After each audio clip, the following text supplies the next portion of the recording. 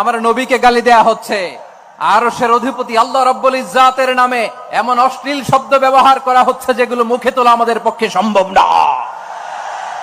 প্রিয় ভাইয়েরা, আমরা আজকের এই চাঁপাইনবাবগঞ্জের বিশাল ঐতিহাসিক তাফসীরুল কোরআনের প্রোগ্রাম থেকে এই এন্টারিম গভর্নমেন্টের কাছে বিনীত আবেদন জানাতে চাই, আপনারা শান্তিপ্রিয় মুসলিম জনতার ধৈর্যের পরীক্ষা নেবেন না।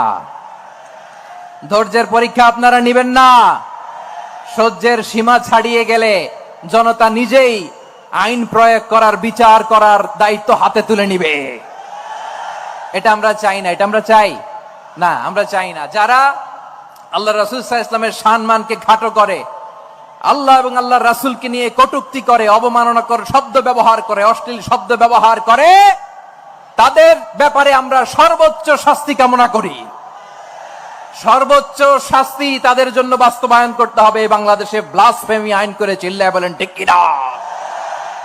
তা না হলে জনগণ যদি বিচার হাতে তুলে নেয়, এই বিশাল জনস্রোতকে থামানো সম্ভব না।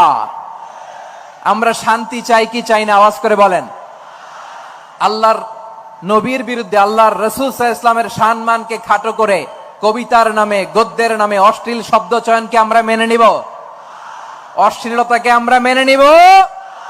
কারণ আল্লাহর নবী আমার ঈমান, আমার নবী আমার ঈমান। নবীকে ভালোবাসা ঈমানের অংশ শুধু এতটুকু নয়, আমার নবীর ভালোবাসাটাই হচ্ছে ঈমান। চিল্লায় বলো ঠিক কিনা? আমার নবীর জন্য আমরা বুকের তাজা রক্ত বিলিয়ে দিতে রাজি আছি না নাই? রাজি আছো মুসলমান? কারা কারা রাজি?